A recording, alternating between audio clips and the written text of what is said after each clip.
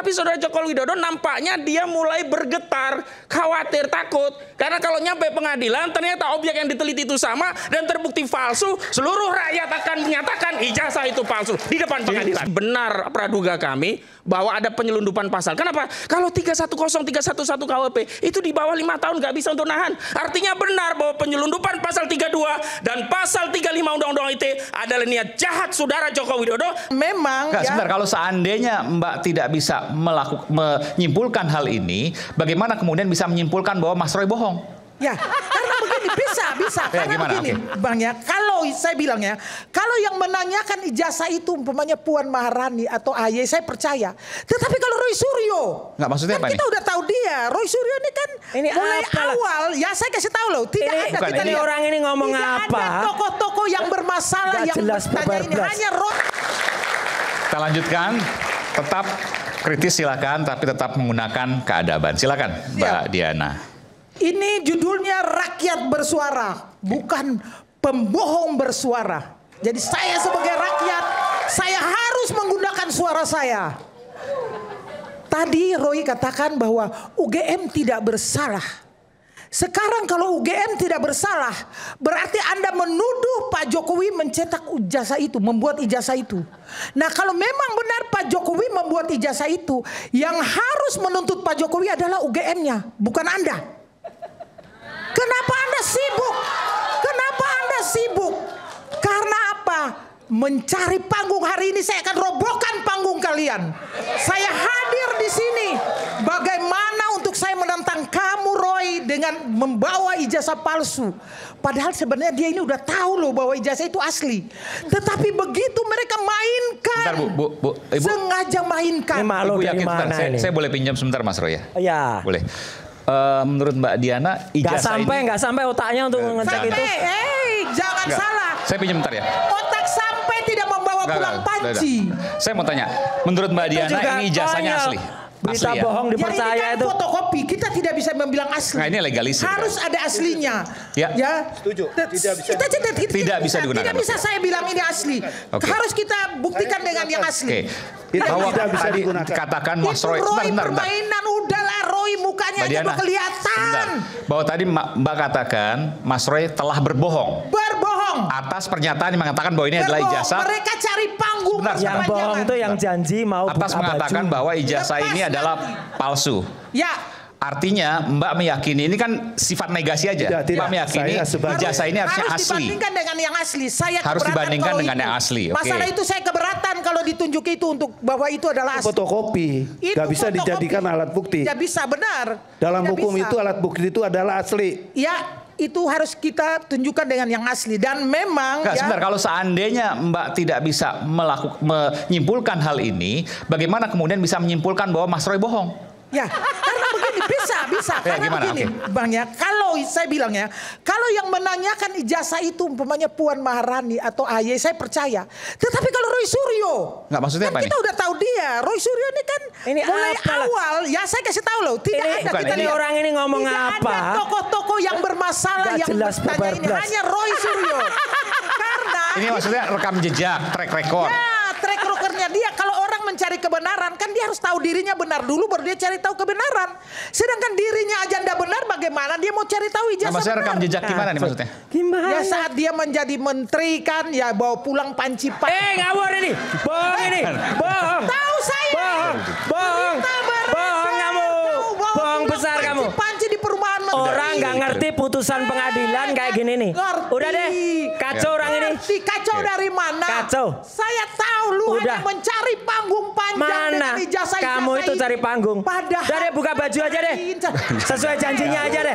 Sesuai janjinya aja. Oke, katakanlah Mas Roy rekam jejak. Orang ini dikenal di Indonesia sebagai orang yang janji mau buka baju. Itu aja udah. Kreditasinya itu aja udah. Lebih baik buka baju. Gak ada yang lain tuh kreditasinya. Oke, kalau tadi rekam jejak, oke lah. Menurut Mbak Diana, Mas Roy punya rekam jejak yang bermasalah menurut Mbak Diana. Kalau Dokter Tifa gimana?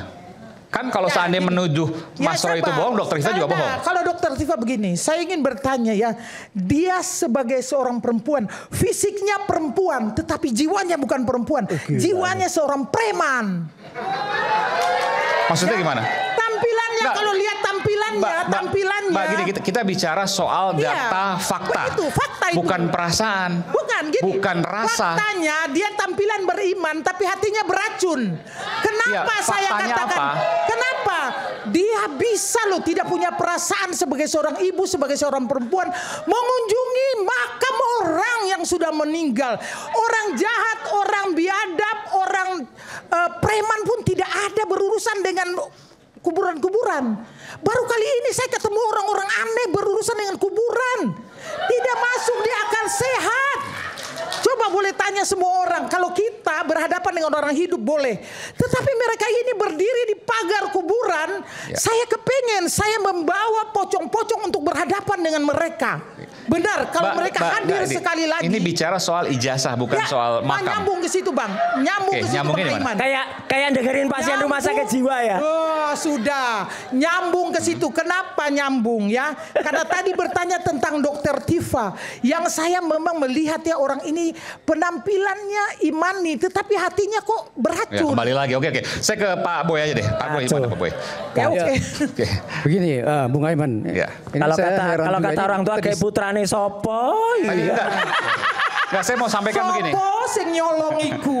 Sebentar. Tadi katakan, karena yang baru adalah Mas Roy, ini sedang disidik kasusnya, Dokter Tifa juga. Tapi ketika mendapatkan, ini pertanyaan saya yang paling mendasar ya, kita mendapatkan legalisir, fotokopi legalisir dari KPU DKI Jakarta dan KPU Pusat, justru malah menyatakan ijazah 99,9% palsu. Artinya yang sedang dilakukan penyidikan, tapi kemudian yakin mengatakan dari penyidikan yang tengah dilakukan. Jadi maksud saya gini, ini kan tadi awalnya saya sampaikan, ini nantang penegak hukum dong gitu. Silakan. Ya, terima kasih Bung Aiman. Disidik karena itu, lalu malah menyatakan bahwa iya, memang itu gitu, bahwa palsu. Kita kan sudah tahu kan gayanya Mas Roy kan begitu gayanya, ya kan timnya seperti itu. Kalau kita tanggapi kita bisa jadi gila, Pak.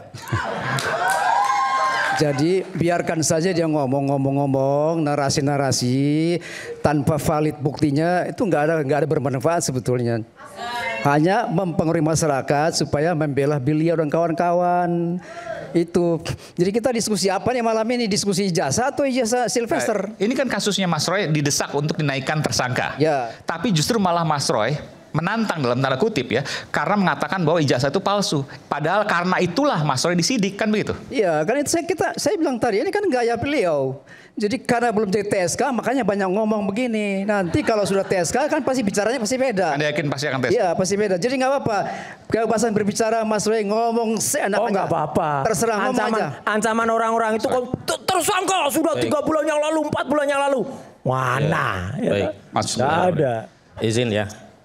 Baik, saya kira kita berangkat dari satu fakta yang memang baru ditemukan hari ini tentang ijazah yang berasal dari otoritas resmi. Bang Husin juga sama, menyatakan bahwa ijazah ini 99,9% Oh tidak, palsu. karena saya kan kuasa hukum. Saya mendampingi Pak Roy, dan saya kemudian mendapatkan kesimpulan bahwa apa yang disampaikan oleh klien saya itu mendapatkan korelasi terhadap bukti yang baru saja ditemukan, yakni dari KPU. Ya artinya maksudnya sebagai penasihat hukum itu ketika Mas Roy mengatakan seperti itu pasti akan mendukung kan? Sebenarnya kan ini bukan kesimpulan baru. Kesimpulan itu kan sudah lama. Pak Roy menyebut 99,9%, sementara Dr. Ismon Sianipar menyimpulkan 11.000 triliun persen ijazah Saudara Joko Widodo palsu. Seingat saya dulu skripsinya, ijazahnya baru setelah mendapatkan legalisir. Sebelumnya ijazah, begitu. Oke, nah, silakan. hanya saja dulu kami ya, tim kuasa hukum juga berpraduga, jangan-jangan objek yang diteliti oleh Pak Roy dengan Pak Risman itu berbeda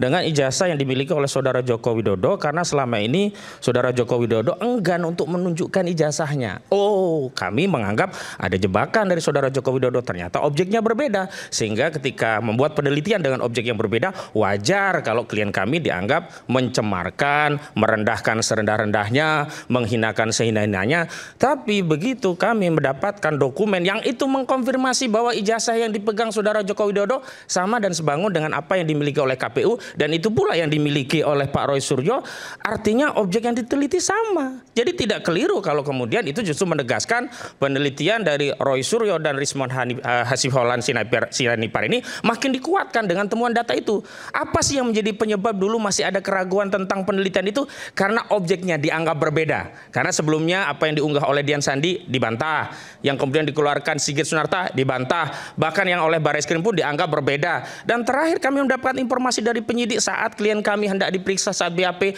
dimintakan untuk bisa menunjukkan sebelum pemeriksaan, penyidik menyatakan itu sedang diperiksa, tidak ditunjukkan. Nah, kesimpulannya inilah yang membuat apa yang sebelumnya diyakini makin diyakini karena objeknya sama. Itu satu soal. Yang kedua sebenarnya Bentar Mas Gus.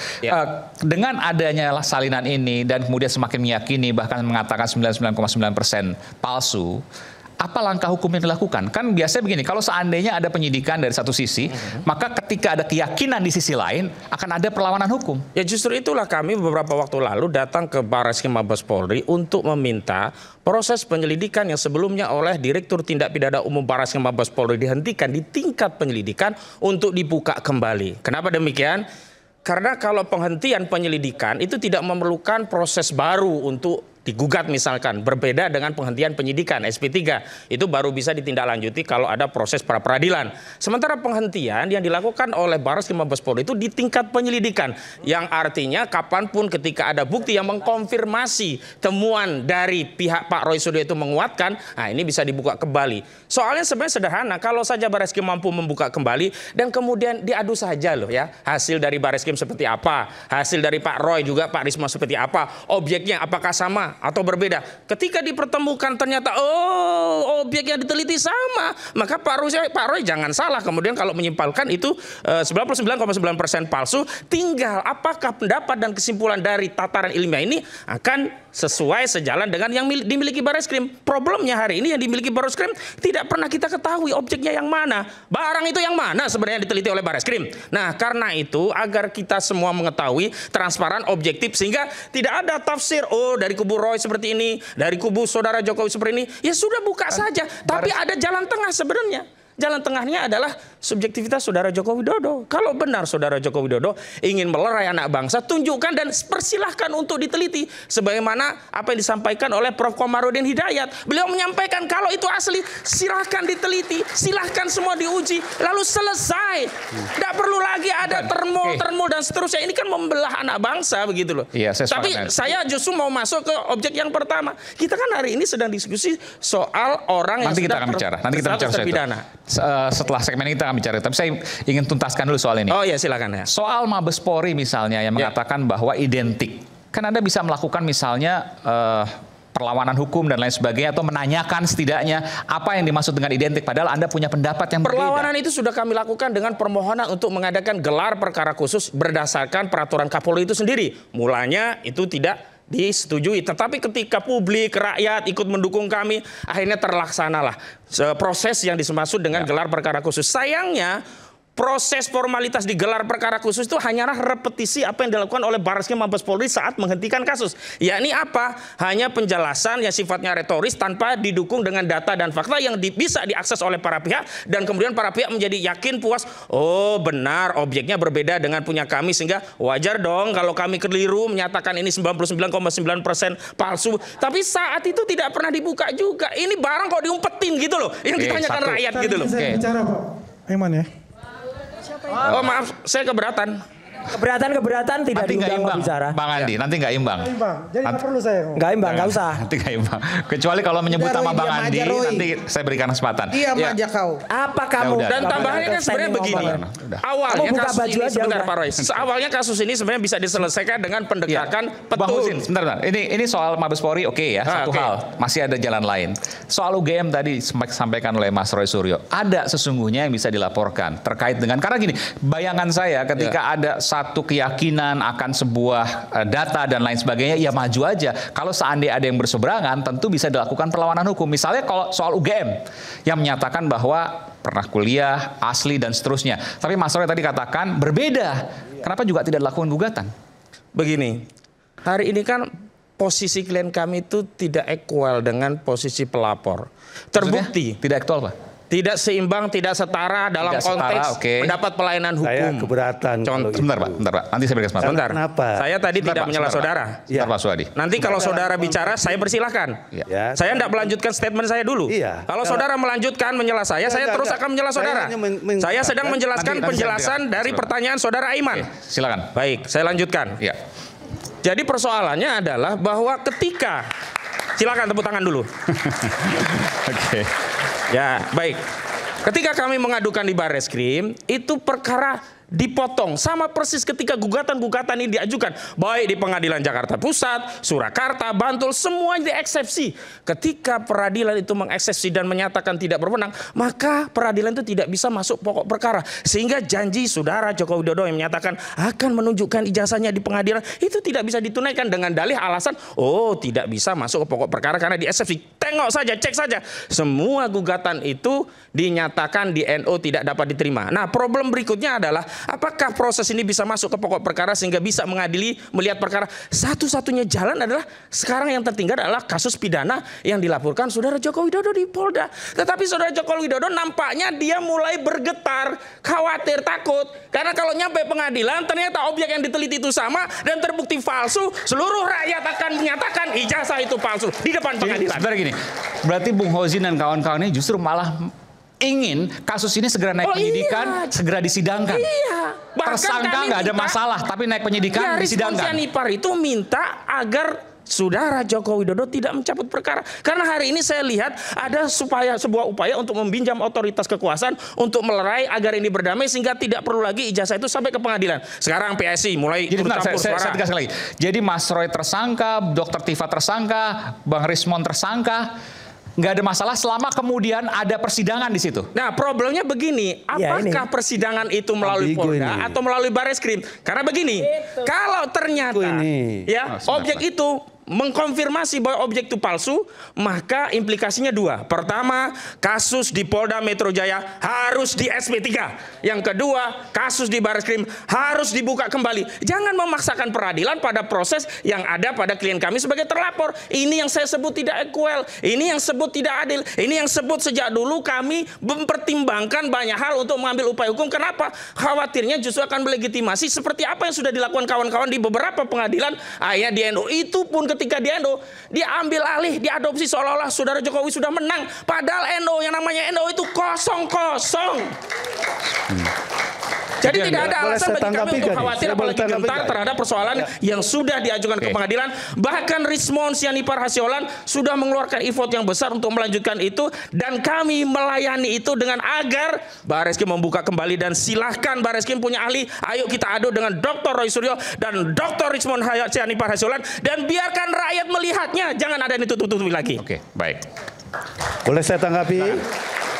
Jadi begini ya, berkaitan dengan gugatan-gugatan yang ada di Pengadilan Negeri Jogja, Solo, dan lain sebagainya, itu berkaitan dengan ijazah.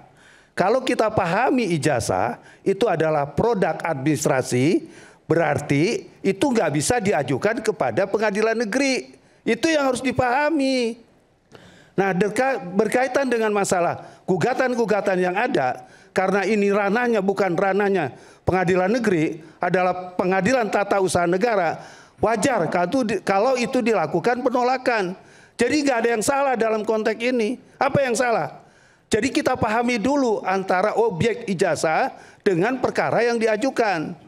Jadi jangan hanya ngomong. Ini kan persoalan-persoalan yang menurut saya kadang-kadang menjadi rame, heboh, dan lain sebagainya. Padahal substansi persoalan tidak dipahami. Terima kasih. Oke, silakan. Justru saudara yang tidak paham. Saya menangani kasusnya sejak lama. Saya sudah katakan saya tanya dulu. Persoalannya adalah ini ada satu objek yang bisa diuji melalui 3 pendekatan. Pertama melalui PT UN, karena ini besiking keputusan tata usaha negara atau badan pejabat tata usaha negara. Karena sudah lewat 90 hari pasal 55 Undang-Undang Peratun, sehingga tidak mungkin. Maka masuk ke Perdata PMH. Karena apa? Memalsukan ijazah itu jelas perbuatan melawan hukum. Apa ada orang mengatakan memalsukan ijazah itu perbuatan yang taat hukum? Taat hukum atau melawan hukum? Saya tanya. Nah, yang kedua, memang yang ketiga jalan yang masih bisa ditempuh melalui pidana. Dan kalau melalui pidana itu bukan dengan pasal 310 dan 311 KUHP, apalagi menyelundupkan pasal 32 dan 35 Undang-Undang ITE. Yang tepat dan relevan itu adalah pasal 263 tentang dugaan pemalsuan dokumen, dan itu yang diselidiki di Barreskrim. Makanya objeknya ini harus dibawa ke Barreskrim dan di sanalah diuji. Kalau ternyata itu palsu, berarti terbukti ijazah saudara Jokowi palsu dan Roy Suryo tidak bisa diproses. Tetapi kalau di Barreskrim ternyata pertimbangannya tidak palsu sampai ke pengadilan ya syaratnya, barulah ada pasal pencemaran. Lah sekarang belum ada pembuktian melalui putusan pengadilan yang berkekuatan hukum tetap, tiba-tiba orang menyatakan ya hasil penelitian palsu dianggap pencemaran. Lama-lama kemudian dimunculkan pasal 32 dan 35 dan kemudian orang-orang ini menuntut untuk ditahan. Nah, tuntutan penahanan itu mengkonfirmasi benar praduga kami bahwa ada penyelundupan pasal. Kenapa? Kalau 310, 311 KUHP itu di bawah 5 tahun nggak bisa untuk nahan. Artinya benar bahwa penyelundupan pasal 32 dan pasal 35 Undang-Undang ITE adalah niat jahat saudara Joko Widodo agar bisa menahan orang yang dilaporkan walaupun dia hanya menyatakan ya menghinakan dan juga melakukan fitnah kepada dirinya. Begitu. Bentar, saya tanggapi dulu. Ada tadi ada mau tanya, silakan Pak. Mau tanya. Yang saya mau tanyakan adalah apa yang dimaksud dengan kata-kata tadi berkaitan dengan penyelundupan dan lain sebagainya. Ini perlu suatu konfirmasi. Baik, saya sudah menjelaskan pada media. Ya. Begini, saudara Joko Widodo komplain bahwa dirinya merasa direndahkan serendah-rendahnya, dihinakan sehina-hinanya dengan menyatakan ijazahnya adalah palsu. Enggak, yang saya tanyakan berkaitan dengan saya sedang menjelaskan. Laporan. Kalau saudara sudah puas dengan jawaban itu, saya akan hentikan. Loh, kan yang saya tanyakan merendahkan seperti apa yang dimaksudkan. Makanya yang merendahkan ini. Itu karena disebut ijazahnya palsu. Yang dilaporkan itu berkaitan dengan undang-undang IT. Ya itulah kemudian kenapa itu diselundupkan saudara maksud. Pasal 32 itulah yang kemudian pasal karet. Yang motifnya adalah untuk menahan. Sebentar, saya jelasin dulu ya. Sebentar. Sebentar, saudara sedang bertanya atau menjelaskan? Enggak, saya mau jelasin. Kalau menjelaskan saya tidak butuh penjelasan saudara. Enggak, maksudnya gimana Pak? Maksudnya gimana? Jadi ini penting dalam kaitan untuk menjelaskan apa sih rangkaian dari persoalan-persoalan yang dihadapi oleh Roy Suryo. Karena ada persoalan, masa penelitian langsung menuduh ini palsu dan lain sebagainya. Yang namanya penelitian itu adalah sebuah kajian-kajian hukum yang harusnya diterapkan dalam konteks bagaimana melihat persoalan-persoalan yang sangat substansi. Tetapi dalam kenyataannya kan tidak, dibawa-bawa ke media dan lain sebagainya. Nah, ini apa sih yang dimaksudkan? Ya tentunya itu kan berkaitan dengan masalah pelanggaran IT. Kalau udah disebut dengan pelanggaran IT, nggak bisa dong itu sebagai pasal penyelundupan karena memang faktanya seperti kalau itu. Begitu lex spesialis ITE aja, jangan dicampur ITE, dicampur dengan pasal penerapan fitnah. Ini kan nanti borong saja soal salah benar belakangan, bawa aja pengadilan. Yang penting bisa digunakan untuk orang menahan dengan satu tersangka karena ancamannya di atas 5 tahun berdasarkan ketentuan KUHP. Secara subjektif polisi bisa melakukan penahanan dengan catatan ancamannya di atas 5 tahun. Berarti ini yang kita Anda setuju dong berarti berkaitan masalah ini. Oh enggak setuju saya. Sejak kapan saya menyatakan setuju? Saya tidak pernah setuju. Tadi katanya udah mengatakan bahwa kalau memang itu undang-undang IT, gunakan dong undang-undang IT. Di blender, ada pidana umum, ada sekarang saya tanyakan, apakah itu salah dalam hukum acara? Itulah yang saya sebut ada motif untuk menahan klien saya. Ya wajar aja dong kalau memang ada kesempatan. Nggak boleh. Itu namanya jahat. Katanya saudara Joko Widodo hanya membuktikan itu. Jangan tampar itu menyalahgunakan undang-undang. Bentar, saya tahu saya membuat undang, kamu nggak ngerti apa-apa, udah diam. Undang-undang ITE itu saya yang buat. Ya, salah itu penyelundupan hukum ini. Orang ini akan menggunakan undang-undang ITE untuk menyelundupkan. Isu hangat kadang bikin panas, apalagi kalau kita tidak bisa mencerna dengan cermat. Jangan lupa secangkir kopi hangat yang nikmat untuk menemani kebersamaan dalam program Rakyat Bersuara bersama saya Aiman Wicaksono. Kita akan segera kembali.